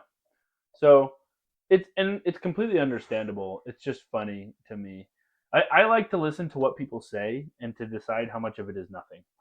Because a lot of people do say nothing a lot. Yeah. Fried to nothing, so it seems like something. Yeah. And I think like my biggest thing, I guess, in different facets of life, but especially in dating, is balance, right? Like you want to go to a date feeling and appearing confident, but not cocky, right? So it's that balance. You want to share things about yourself and have the other person understand you, but you also want to balance and hear from them, because most people like to talk about themselves and share details, but there's that balance kind of in all things. Like, go up and share your testimony. That's amazing, right? Share your love for Christ and for the gospel, but recognize, there are however many other people in the ward and we want to give everyone a chance. So it's that kind of balance, Yeah. In my opinion. No, I think that's a good opinion, and I agree. 100%. So perhaps we've kind of gone away from the differences between that's okay. men and women. Williams, that's fine. Williams, you remember when we started this podcast? We decided we were okay with rambling. Yeah. And we rambled. The question is, do we want to go kind of back into that? Probably. If we promise dating, we'll give them dating. Dating 102. I mean, we have talked a lot about dating. We talked about terrible dates. Yeah. What else do we want to cover, Williams? Well, I think we wanted to talk about the differences that in the difficulties that are experienced between guys dating and girls dating. For sure. Where do you think some of that comes in, Jocelyn, in your own thoughts? Oh, this is kind of a... Like, what's a specific thing? Because you talked about uncertainty, but that's more of a thing that everyone can kind of hop on. For both. But yeah, where's the difference lie? Yeah, I think it's challenging because I feel like it kind of goes back to our church kind of has, a very traditional view. Like we have the family proclamation and kind of those gender roles, right? So I think it kind of there's a bit of a deeper view because I would say, especially now for myself, right? Like I'm 24, I'm a year away from graduating, I'm like close to being in my career. So I go on these dates and I have had a hard time when, I am very passionate about mental health and well-being and what I'm taking in school. But then, I feel like it sometimes can be not swept under the rug, but the guys will be like, oh, but you want to be a mom, right? Oh, but like... Oh, and so it just kind of goes away from... And I understand like wanting to see, like sometimes you see like career-driven women and, like, are they interested in being a mom or things like that? And I'm saying, why can't we do both? But it's kind of hard to know, right? Like, I personally will not just like be sitting around hoping to get married one day. I do not encourage anyone else to sit around and wait. But I'd say for me, that has kind of been the struggle lately is I'll be talking to someone and I'm like, oh, like, yeah, I have a year left in school. And they're kind of like, oh, are you looking to work all the time? But I think that's where that communication just comes in, respectful communication and explaining, because I think with explaining or communication, like a lot can be solved. But I would say kind of, figuring out in our sort of specific church dating. I think it's more of a traditional idea, yeah, perhaps. Yeah. So I think it applies to a wider audience than maybe even just our religion or other religions. I think that's an interesting point. That I think it's an interesting because she's talking about right, like how do you prepare for dating or marriage, right? Is that what you're talking about? Am I picking that up right? Because you're saying it's hard because if you devote all this time to career and then you wind up devoting your time instead to your family, then it's kind of hard because you lost all that time. But also, in the meantime, what do you do, right? Yeah, and just like along those lines, I would say this is fairly Utah specific because it's interesting because back home, there's not as many, I don't know what you'd say, candidates for dating for, but anyways, I find there it's almost, and this is a big generalization and this is just my experience, but careers are almost, I feel like, appreciated more with, in my experience. Within society? Just, I feel or within like... Canada. Just because there's less people to date, therefore I feel like there are less marriages, and then you find people kind of focusing on their career and things, which is great. But I feel like there's less focus on those typical gender roles. Whereas here, I feel like the guys are kind of like, are you going to be a mom? Like, is this like you're going to stay in this career? So a lot of guys around here are more like that. And I would say in general, that's kind of what I picked up. But again, that's just, I don't want to speak for everyone. That's just my experience. But yeah, sorry, Nate, I cut you off. Well, you represent all females currently. Yeah. Oh boy. So represent them well. I hope so. I think that's fair. One thing that I will say, this is kind of a side note, and I don't think this is really exactly what you're addressing. I do think that there was kind of a cultural push on society, and I think it's part of the rights movement, which is a good movement. Like, it kind of almost made it seem like being a stay-at-home mom is a second-class thing. Like, not necessarily that that's what it is, but if you picture like the American dream and in terms of a woman at this point, it's kind of being like a girl boss at work, which I think is a good thing. Don't get me wrong, I don't think that's a bad thing. I just think that it shouldn't be like, because my own mom is a stay-at-home mother, and I think that what she's done is going to impact people far more than many other people. And that's not to say like she's worked on and off throughout my time, and I think that's been awesome. And she didn't really wind up developing a career in any particular specific field. She just worked different jobs that worked well for her at the time.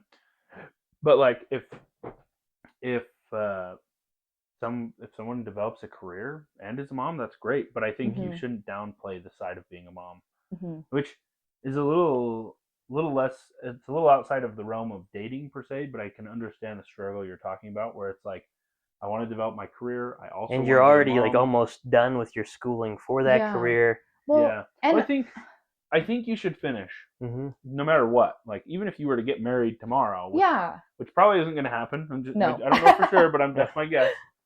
I think if you do, should let finish. us know. We'll be there. I think it's good to have a career, and I think like you might work it part time, you might work it full time, and just work it out. My brother and his wife Megan, they are awesome. They're an awesome couple. He works full time, she works full time.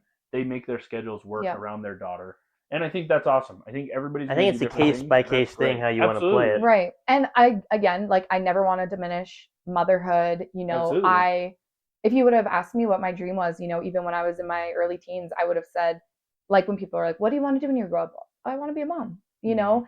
And I'm not saying it's kind of like, what do I do after? But it's in dating. I find sometimes I'll be not discounted, but kind of like, I'll see the kind of look in their faces when they're like, oh, like, your career gets downplayed. Yeah. And just almost like I'm wanting someone who is solely going to focus on this, on like motherhood. You know what I mean?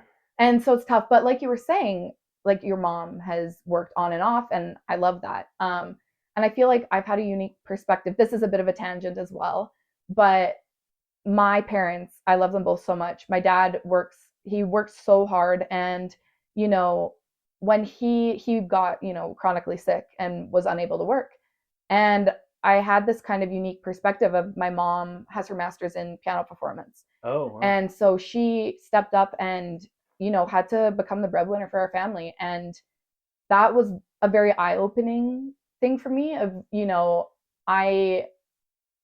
heaven forbid, like my husband would, you know, pass away, divorce, you know. Yeah. It's being prepared, I think, but also having that perspective of like, I do want to have something, you know, in case something happens, because I did see it happen, you know, bless my mother's heart. She's such a hard worker. Both my parents are. And so I think that kind of gives a bit of a unique perspective, if you know what I mean. But again, do not want to diminish motherhood at all. Like, it's amazing. So, and I agree with you. Quick question. Yes. Do you play the piano? You guys, this is so embarrassing. After I tell you that my mom has her master's in piano performance, I took lessons. Oh, you did? So I did take lessons up until I was 10 years old. And maybe it's because it was my mom teaching me, and I struggled because there weren't really those professional boundaries. It was kind of like, this is my mom teaching me. There's no escaping this. She knows I'm not sick today. She knows, you know.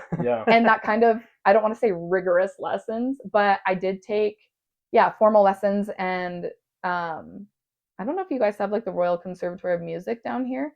It's basically probably just not royal. It's probably just the Conservatory of Music, the diplomatic conservatory. But anyways, just like a little performance. So, but I stopped, and I really wish I didn't, because I think. Well, you're young. Can you still play?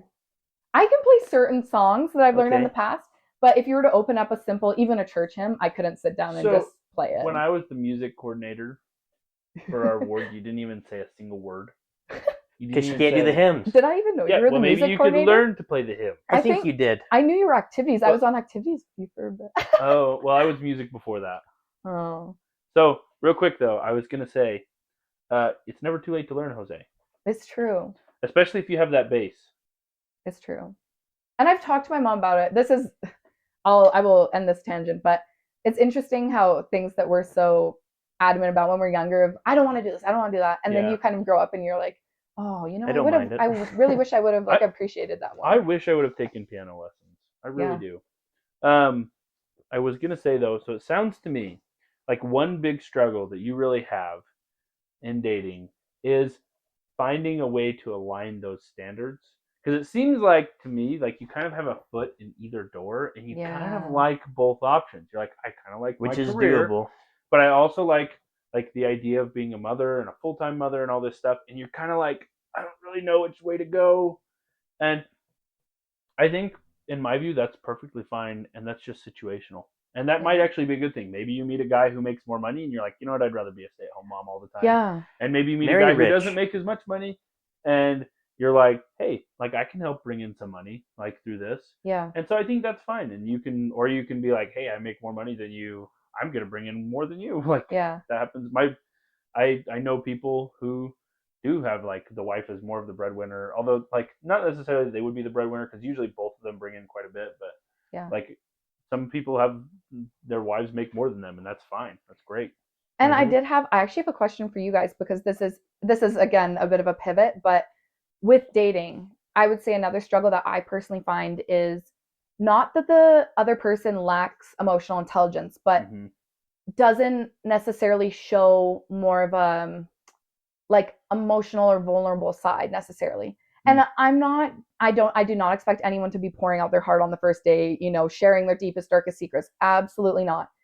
But I do sometimes find that there is a bit of kind of lack there. And I'm curious to hear from your guys' side, because I was talking to, shout out to Charlie about this, but he was saying, a lot of times I don't feel like men are given that opportunity to be able to be vulnerable and kind of show that more vulnerable emotional side. So I'm curious your guys' take on that.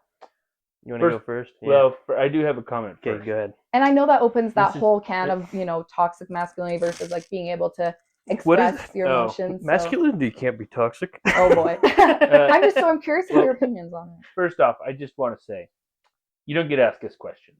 Okay? It's a one-directional thing, okay? This is our podcast. You're a guest. No questions from Jocelyn. All right? You overstepped your boundaries. Yeah. Oh, no. Yeah. Okay, Williams, kick her off. Okay. And your mic privileges are revoked. Yeah. Oh, and it's turned off. No, but now that I made that joke, can you repeat the question? Oh, yeah, and it does not have to be a long thing, but I'm curious. No, I'm kidding. You're welcome. You're actually totally welcome to ask questions. It's a prank. But it's just a joke. The mic is still on. Yeah. Okay, good.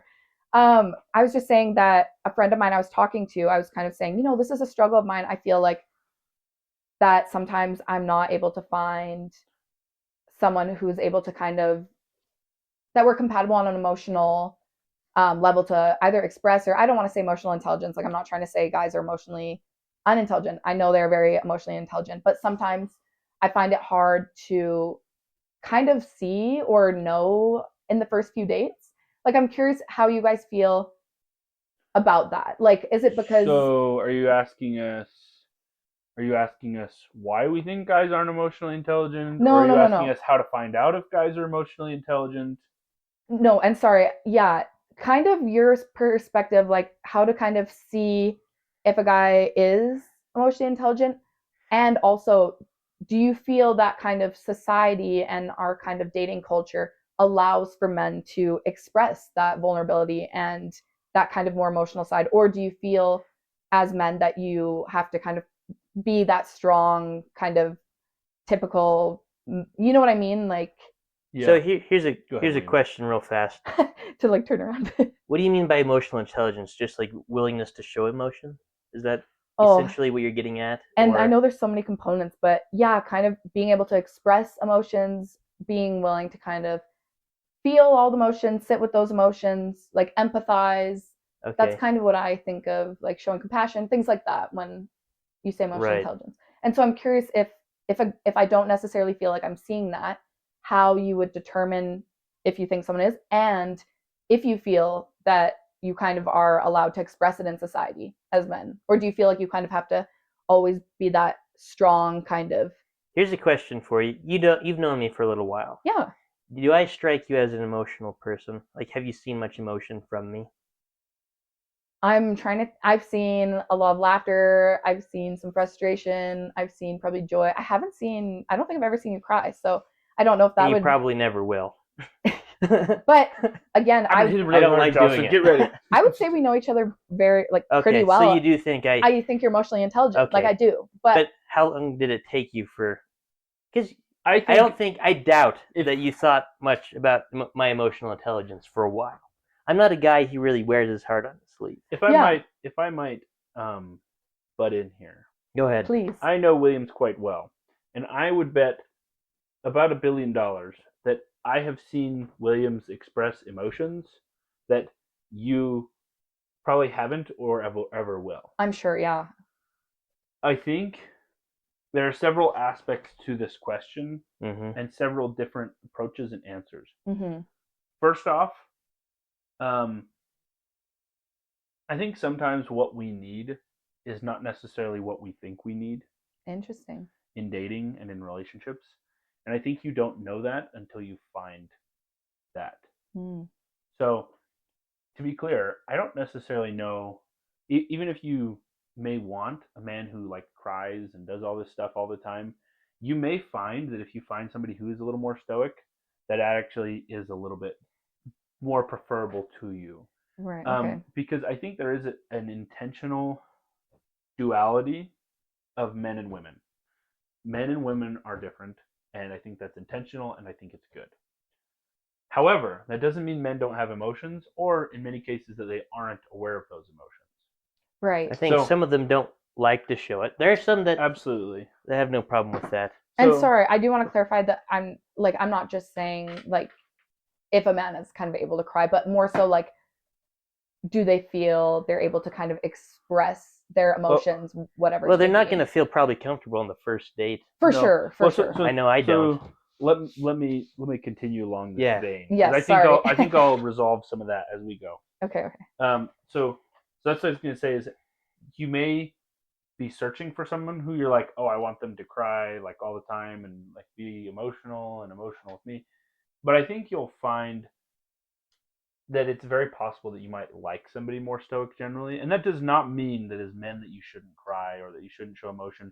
Maddie has seen me cry, I think, once or twice. Well, one time you were probably blinded, and that's probably why. That is, well, if you count that one, that's like the third time. Okay. Yeah. But like, and that's normal, that's a story right? we'll tell another time. We don't have much time, but yeah. I was nearly blinded this past week. Yeah, it was fun. So here's the thing is this is if you kind of delve into that, first off, in my experience, men just aren't as emotional as women. Just period. That's just how it is. Like we just generally aren't. That doesn't mean that we don't have emotions or that we don't have emotions fairly like plenty often. For sure. We're just not as much. And so I think we prefer like joking and laughing. Yes. Yeah. Well, generally, I feel like men are a little bland in like what we do, and it works great for us. We enjoy it, and it's like fine. But like a lot of times, and this you see jokes about this on the internet. Maddie's like, "Hey, are you upset? Are you okay? You've been kind of quiet." And I was like, "Oh, I was thinking about how I was going to put together this like wood flooring piece for work," and like that totally happens. And Maddie's very supportive. I don't feel like I can't express emotion to her. Yeah. Like I said, like it's just that you're not always. It's just not that I'm like I'm thinking about something else, and that's fine. The next part of that is. So if you're talking about emotional intelligence in terms of somebody who can recognize when like they're like, because sometimes you feel sad and you don't know why, and you need to be able to unpack that. Yeah. Is that what you're referring to? In part. Like, and I know there's so many different facets of emotional intelligence, but I guess someone that's able to kind of feel their emotions and validate and empathize, and just kind of and recognize where some of your emotions are coming from as well as a partner. Yeah, and that doesn't necessarily just mean like crying. You know what I mean? Yeah. It doesn't mean just showing emotions. It means like if Jocelyn is sad or happy or whatever, that they can follow the logical train to be like, Jocelyn's sad because earlier today I like did this or didn't do this or so on and so on and so on. And yes? No? Yes, like I don't expect someone to be able to mind read or anything like that. Yeah, no. But just being like, oh, I can understand why she might be upset. Because I think that is really important to a lot of girls, right? To feel kind of understood. Yes, well, and I honestly think in my experience, we as people don't always understand why we're upset. Like not on a conscious level. Subconsciously we do, so that when people tell us, oh, I think you're upset because of this, then we'll be like, That's it. That's why I'm upset. But it's possible you could go back in time and kind of unpack and get to it. But yes, for sure. And so it sounds to me like you're looking for a man who can help you kind of unpack those things, to be like, hey, like I think you're upset right now because we haven't been getting enough sleep and da da da da da da da and so on, right? I think first off, that is something that can be learned. Yeah. Not necessarily that you should meet somebody and be like, hey, I'm going to teach you how to be emotionally intelligent. I agree. But I also think that, like, if you find an intelligent man who you can communicate with openly, then you can communicate with him and he will learn. Like, I like that, like open communication as an indicator. Yes. So I don't know if I would go into a first date being like, is he emotionally intelligent already? Like, because the reality is, they're not going to show their hand a lot like of that. men don't have that much experience with women until they are in relationships with them, and there are a lot of men who have not been in a relationship. Okay. For example, what were you trying to say? For example, Williams. And if you go back to me, like I've been in a couple relationships now, and this isn't me bragging or anything like that, because that would be a really weird thing to brag about. But like, I feel like if with each like relationship, or more correctly, more time spent around girls, I've learned a lot more about them and how they work differently from me. And like a lot of times I'm just doing my thing, but they might be like sad or happy or whatever. And kind of got to feel it out. Yeah, and so it's kind of funny because there's a stereotype of like girls being more emotional than men, which is true, but in my experience, the stereotype is exasperated. Right? Okay. Just like the stereotype of men being unemotional or emotionless, that's also exasperated. So men are pictured as like this stoic, like I feel no emotions, and girls. Oh, so that's not how most of people are. Okay. Well, some people are, and girls can be pictured as being like, oh, why is everything so like just back and forth and back and forth, and both of those are extremes. And the reality is, it's a lot closer to the middle for both. And so, I think find a guy who's intelligent, who is willing to communicate with you very openly about his feelings. And it doesn't have to in the very beginning. Like, for sure. Most of them probably won't. The first thing you're looking for is intelligence and a genuine desire to do good and work with you. And then over time, you learn to genuinely communicate with each other. You trust each other. You don't betray the trust that he puts in you by weaponizing anything that he says to you. And over time, you'll find that you'll grow closer together as a couple. And then when you grow closer, then you can communicate. You can even be honest and be like, hey, listen, like I want you to help me unpack. I'm feeling kind of sad right now. I kind of am wondering if it has to do with something we talked about earlier. Like, will you help me work through all this? Yeah. And so you're trying to not necessarily teach him emotional intelligence as much as you're trying to be able to and willing to work with him. So you're trying to find somebody who's willing and able to work with you. Meeting you halfway. Yes. Yeah. So not to badmouth someone that I previously dated that you know, but that was one big problem that I had with her, is she would not work with me. And that was ultimately what led to it. There was an issue. Rather than coming to me with the issue and saying, hey, like this is a problem, and how can we solve this? Yeah. She thought it through and decided that it had to either be this way or it wasn't going to work. Or like, and so like, and that's not necessarily exactly how it happened, but the solutions came to were not ones that I agreed with, and ones that I felt like it wasn't fair that she would communicate that way with me. So anyway, with Maddie, I see something totally opposite. Maddie communicates with me very openly. She's very willing to work with me on everything. And over time, together, we have become more emotionally intelligent about each other. So I think, first off, that you shouldn't necessarily be looking on the first date for that. For sure. Or even the first few dates for that. You should be looking for somebody who's ready and willing to work with you. Open That's conversation. a great answer. Yeah, communication and like working together. That was like what I'm looking for. Like what I guess I should have. Wow, I could have made this easier. What are traits that you think might be indicative of emotional intelligence? So that's a great answer. General intelligence, first off, and then like just a genuine desire to be a part of your relationship. So like if you find somebody who is genuinely invested in your relationship, then you can communicate to them and you can say, hey, listen, I know you're invested. I can tell you're invested. Yeah. So I want you to work with me on this. And you start by communicating small things that are going to be hurtful at first, but if you can work through those small things, then you get to be able to address bigger and bigger and bigger things over time. Yeah. And so that's how you create a relationship, in my opinion, that is very emotionally resilient and I want to say compact. That's not the right way to say it. Like unified, I should say, between the two parties involved. I think that's a great answer. Yeah. I don't know. For me, I don't like to be vulnerable. Mm-hmm.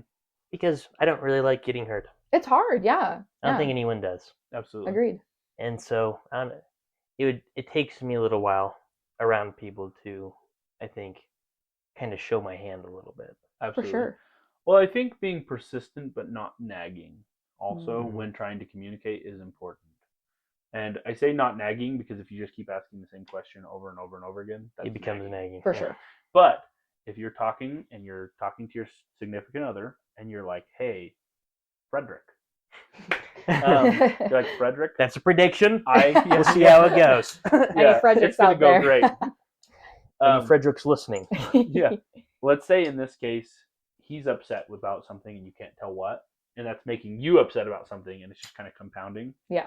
So you could be like, hey, Frederick, I can tell you're bothered and I want to know why. And he's like, no, it's fine. I'm just tired. It's just been an off day. Mm-hmm. And you're like, no, it's okay. Like, I'm here for you. I love you very much. Mm-hmm. Like, I'm here with you. I want to be here with you. I want you to genuinely tell me what's wrong, even if it hurts my feelings. Mm-hmm. And then he's like, no, like, really, it's fine. I'm just tired. Well, sometimes it is the fact that he's just tired. That is true. So you have to be aware that sometimes they are just tired. I remember, like, sometimes after school, we'd be sitting at dinner. My mom was like, is everything okay? Yeah. Like, yeah, Mom, I'm just beat. It was a long day. Absolutely. Right. So not reading too much into things. But the thing is usually... I love my mom, and sometimes things were wrong. Well, and usually... if that's the case, they'll be like, no, seriously. And he should know at this point, or hopefully you're at a point in a relationship where he can be like, no, seriously. I promise you nothing is wrong. I'm just tired. Okay. Like, they should be able to clarify in such a way that you're like, okay. But if they're like, no, I'm just tired. Like, just continuing to kind of find excuses. Like, explain but not dismiss. Yeah. At that point, you might throw out a guess. You might be like, hey, I know, like, earlier today I said this or did this, and you might have interpreted it this way, but I want you to know that's not what I meant. And then they're like, no, that's not what's wrong. And then you're like, okay, so what can I do? I really genuinely am here to support you. Mm-hmm. Like, I'm here to support you. And so you just kind of work through this step by step until, like, because sometimes it can be really uncomfortable to share a criticism of the other person or of yourself. And in order to do this, you also have to be willing to take criticisms of yourself. You have to be willing for them to say, hey, like, earlier today when we were on our date, you were on the phone the whole time, and honestly that kind of bothered me. Like, and you need to be like, yeah, like, I'm sorry, that's really not fair of me. And so just creating that circumstance where you can communicate that openly. I like that. And, like, just kind of on top of that bit, I think, like, the way we address things and communicate is so important, like the language we use. Like, if I'm presenting something and I'm like, you were on your phone all the time, like, you shouldn't do this, but focusing on that I language, and, like, I felt kind of dismissed when I'm saying something and, like, I'm not being given, like, full attention. That's maybe not the best example, but not kind of saying you like this, that. Yeah. Because then, the other person's going to get defensive. Absolutely. No one likes to feel attacked. So I like what you said. Yeah. And I think I'm talking a lot, but I did want to wrap it up a little bit by saying, I think that it's something that is developed in a relationship. I think emotional intelligence is something that you can develop over time as yourself. Like, I can meet someone on the street and they can talk about this or that, and I might be like, oh, like, I think this. But I think really it's something that's developed in a relationship. And you find someone who's intelligent, you find somebody who's at least somewhat self-aware, and you work with that. And then that doesn't mean that you're fixing them. That means you make them feel trusted and loved, and you love and trust them in return, and then you communicate openly. And in my mind, that's what creates emotional intelligence. Is just I love that. Developing that in a relationship. So you look for the base traits, and if you try and develop that relationship with somebody and they just don't go, then that means that's not a relationship for you. So you look for the base traits, you look for the potential, you try and develop the potential, not as yourself, but as a couple, and you can even communicate that with them. Maddie and I have had many conversations where we've been like, listen, I don't want a regular relationship where it's like, oh, gotta go home to the wife tonight. I was like, I want to be so excited to see you every day, and in order to do that, we can't, like, have beef between us. Yeah. And I mean, you can. yeah. I mean, we could. But So anyway, I have a lot of thoughts on this. I'll kind of like leave it be, but I think that's something that's developed. So if you're looking for that in the first few dates, I don't think you're going to find it, unless you're finding somebody who's honestly a little desperate. Which, to be clear, just because someone's desperate doesn't mean they're not a good candidate. It just means you need to be able to look past their desperation and to be like, okay, are they actually like a good candidate or are they just desperate? So make sure they're not just changing based on you. Yeah, absolutely. I had one more thing to say, but I can't remember what it was. Well, we have spent an hour and 35 minutes. Wow. Our longest episode, yeah. Wow. And we're still not done because we got a few questions at the end. But does anyone want to make any last final points on dating? Do you have any like fun pieces of dating advice just to close the topic with? I think, yeah, I know this even Canada specific. I don't know. Like, do you have like some saying always like bring the snowflakes fall, but you know? Always bring snowshoes. That's okay. Because their bobsled might break down. Oh my goodness.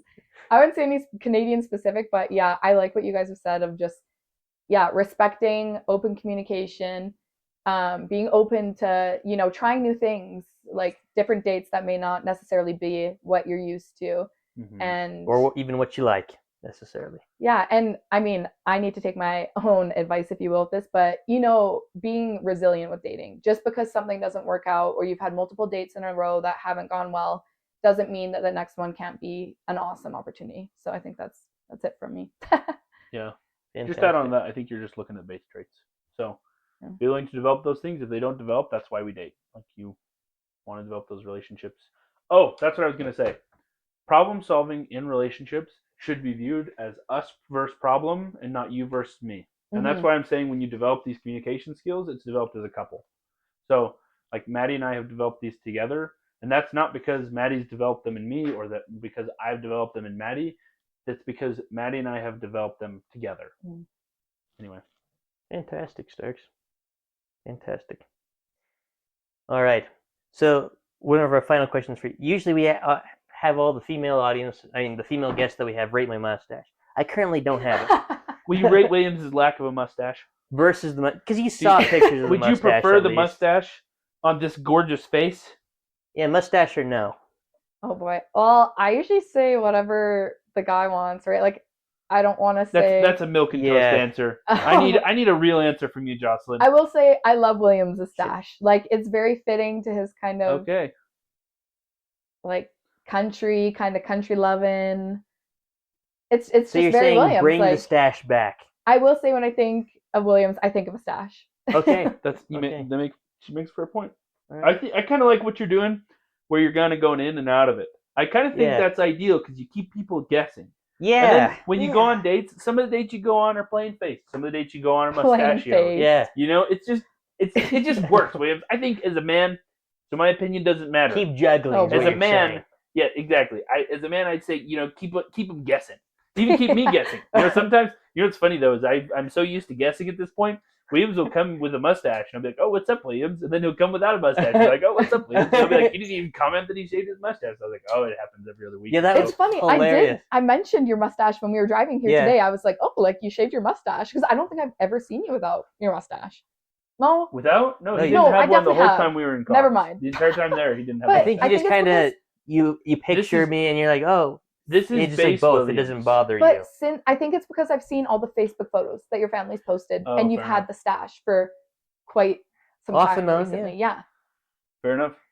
I think it's getting close to time where I'm going to bring it back. Okay. I think so. I'm going to go on there's a date that I'm possibly going to go on this weekend, maybe if the girl gets back. We'll see.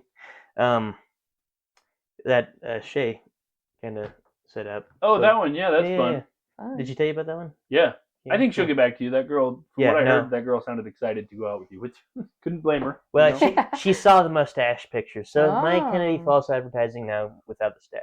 Okay. But I think just make sure you clarify. I'll grow back for you when you go as we do, broadcast the podcast more. By the way, we're now on Facebook. If we didn't, I think we said that at the beginning. We did mention it. Yeah. So look us up give there. Us a like. Give us a like and follow the page. You'll see feel free to share our episodes with the masses. I mean, they've already heard it, I'm sure, but multiple countries at this point. Yeah, multiple countries all over the world. We're going international. We already have. Maybe as we advertise the podcast more, I ought to grow up back because our mascot, the dog, the dirty It dog, does has have the a stack. mustache. So it'd be more fitting. They'd understand better. Yeah. Be able to differentiate that you're the goose, I'm the dog. That is true. That would be helpful. So, things to keep in mind. That was the first question. You want to ask her perhaps the most important question? Jocelyn, this is the most important thing we will discuss on this entire podcast today. Okay? Are you a dirty dog or a silly goose? And why? Okay. I don't think I've ever thought of this before. Does this have anything to do with you guys? Like, if Jocelyn, but just we're not going to general. help you at all. Yeah, you have to figure out the question. whatever. You have the question, and that's all you get. Okay, I have my answer. Okay. I am definitely a silly goose. All right. I feel like Very when I proud. envision myself, I'm kind of just a silly little goose running around, you know? That makes Yeah. sense. I am proud. Most the other people lately have been disappointing me greatly. Well, you got a lot at the Oh. beginning, though. I You got did get a lot. beginning. I had the beginning, and you've had a surge lately.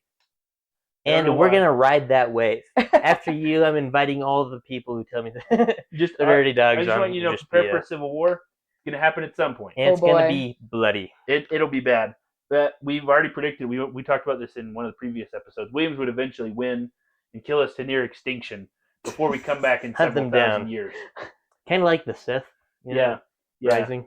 They'll come to the door and they'll be like, show us your card. Anyone pulls out a silly goose card, just boom. I'm glad you guys will have a moderator for Fight Night when that airs on here. Stay tuned. Yeah.